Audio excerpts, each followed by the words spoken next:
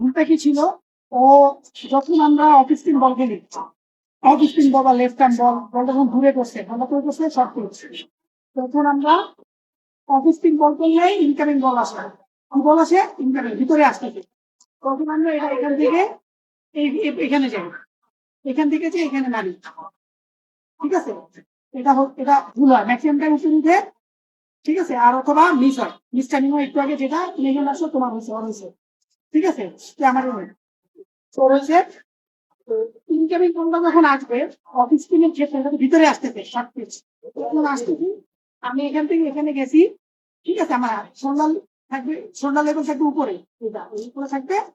আর বলটা নিতে হবে আমার দুই নাভির মাঝখানে, পেটের মাঝখানে, তাহলে অটোমেটিকলি আমি কুইক ফ্লো পাবো,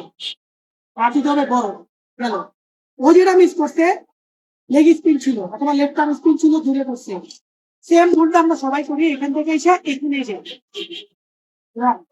এই জন্য বলটা কি করছে, ওখান থেকে চলে যায়, স্ট্যান্ডিং হয়, ক্যাচ উঠে যাবে, এখান থেকে আমরা, ঠিক আছে, এখানে যাবো না, এখান থেকে এখানে যাবো,